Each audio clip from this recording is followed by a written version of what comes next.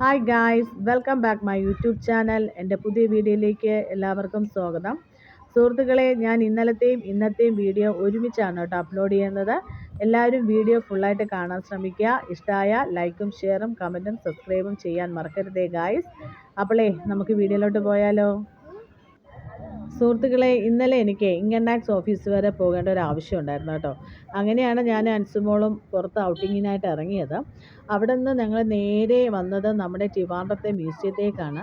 അൻസുമോളെ ഒന്ന് പാർക്കിൽ കളിപ്പിക്കുക എന്ന ഉദ്ദേശത്തോടെയാണ് കേട്ടോ ഇതിൻ്റെ അകത്തോട്ട് കയറിയത്. പാർക്കിൽ വന്നപ്പോഴത്തേക്കും ഭയങ്കര തിരക്കായിരുന്നു. സ്കൂൾ കുട്ടികൾ ടൂർ വന്നിരിക്കുന്ന സമയമാണ്, അതിൻ്റെ തിരക്കാണ്. അൻസുമോക്കാണെങ്കിൽ പിള്ളേരെ കണ്ട സന്തോഷവും പാർക്കിൽ കളിക്കാമല്ലോ എന്നുള്ള സന്തോഷത്തിൽ അവൾ ഭയങ്കര ഹാപ്പിയായിരുന്നു. പിന്നെ ഈ ഒരു പാർക്ക് മാത്രമേ ഓപ്പൺ ആയിട്ടുള്ളൂ, മറ്റേ പാർക്ക് ക്ലോസ്ഡ് ആണ്. അവിടെയാണ് കേട്ടോ ട്രെയിനൊക്കെ ഉള്ളത്. പിന്നെ ഇതിൻ്റെ അകത്ത് മ്യൂസിയം, സൂം, പിന്നെ ഒരുപാട് ഫെസിലിറ്റീസൊക്കെ ഇതിൻ്റെ അകത്തുണ്ട് ഗൈസ്. എന്തൊക്കെയാണെന്ന് എനിക്ക് പറഞ്ഞു തരാൻ എനിക്കറിയില്ല, കാരണം ഞാൻ ഒരുപാട് നാളായി ഇതിൻ്റെ അകത്തോട്ട് വന്നിട്ടേ. മുമ്പൊക്കെ ആണെങ്കിൽ എപ്പോഴും വരുമായിരുന്നു. പുതിയതായിട്ട് എന്തൊക്കെ തുടങ്ങിയിട്ടുണ്ടെന്നൊന്നും എനിക്ക് പറയാൻ അറിയില്ല. ഞാൻ അൻസുവിനെ കൊണ്ട് മാത്രം വന്നതുകൊണ്ട് പാർക്കിലും അതിന് ചുറ്റും മാത്രമേ പോയിട്ടുണ്ടായിരുന്നുള്ളൂ. എല്ലാവരും കൂടെ വരുമ്പോഴേ ഫുള്ള് ചുറ്റി നടന്ന് എന്തൊക്കെയുണ്ടെന്ന് നമുക്ക് മനസ്സിലാക്കാൻ പറ്റത്തുള്ളൂ ഗൈസ്. അവളെ പാർക്കിൽ കളിപ്പിച്ചിട്ട് ഞാനൊരു ശാന്തമായ ഏരിയയിൽ വന്നിരുന്നു. അവിടെ വീഡിയോസും ഫോട്ടോസും ഒക്കെ എടുക്കാനുള്ള സൗകര്യമൊക്കെ ഉണ്ടായിരുന്നു കേട്ടോ.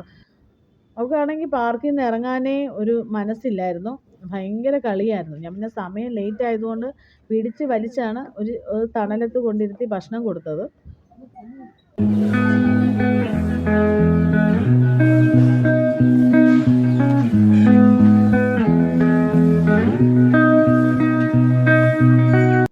പിന്നെ പാർക്കിലെ കളിയൊക്കെ കഴിഞ്ഞു. പുള്ളിക്കാരി സ്നാക്സൊക്കെ കഴിച്ച് ഒന്ന് ഉറങ്ങിപ്പോയി ഗൈസ്. അടുത്ത പ്രാവശ്യം ഞാൻ വരുമ്പോഴത്തേക്കും ഫുൾ വീഡിയോസ് എടുത്ത് എന്തൊക്കെയുണ്ടെന്ന് നിങ്ങൾക്ക് ഞാൻ കാണിച്ചു തരുന്നതായിരിക്കും ഗൈസ്. ഞാൻ ഇന്ന് തയ്യാറാക്കുന്ന ഒരു സ്പെഷ്യൽ പുട്ടാണ് കേട്ടോ. അരിമാവിലാണ് പുട്ട് തയ്യാറാക്കുന്നത്. അരിപ്പൊടി 1 കപ്പ് എടുത്തിട്ടുണ്ട്. അതിലേക്ക് സോൾട്ടും ചൂടുവെള്ളവും ചേർത്ത് ആദ്യം ഒന്ന് മാറ്റി വെക്കും. എന്നിട്ട് പാൻ അടുപ്പത്തേക്ക് വെച്ചിട്ട് ഓയിൽ ഒഴിച്ചു കൊടുക്കും. ഓയിൽ ഒഴിച്ചതിന് ശേഷം ആദ്യം ഞാൻ സവാളയും ബീട്രൂട്ടാണ് ഞാൻ എടുത്തിട്ടുള്ളത്. വേണമെങ്കിൽ ക്യാരറ്റ് നമുക്ക് എടുക്കാം. കൊത്തി അരിഞ്ഞ് അതൊന്ന് ആദ്യം വഴറ്റിയെടുക്കും ഓയിൽ ചൂടായതിന് ശേഷം. പിന്നെ അതിലേക്ക് തേങ്ങ ചേർത്ത് കൊടുക്കുന്നുണ്ട്. പിന്നെ ചേർത്ത് കൊടുക്കുന്നത് ചില്ലി ഫ്ലേക്സ് ആണ് കേട്ടോ.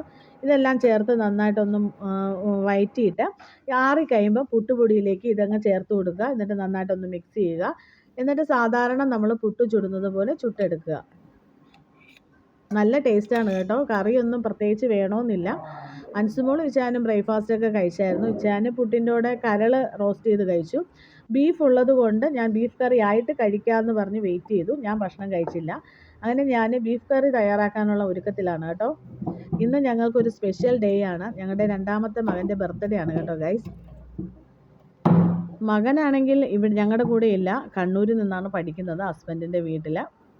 ഞങ്ങൾ ചെറിയ രീതിയിൽ ചെറിയൊരു ആഘോഷം, ബീഫ് കറിയും സ്പെഷ്യൽ പുട്ടും ഒക്കെ ഉണ്ടാക്കി.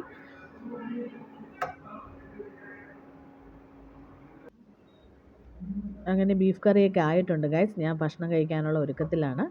അപ്പം ഞാൻ ഭക്ഷണം കഴിക്കട്ടെ ഗൈസ്. നമുക്കിനി അടുത്ത വീഡിയോ കാണാം കേട്ടോ. വീഡിയോ ഇഷ്ടമായാൽ ലൈക്കും ഷെയറും കമൻറ്റും സബ്സ്ക്രൈബും ചെയ്യാൻ മറക്കരുതേ ഗൈസ്. ടാറ്റാ, ബൈ.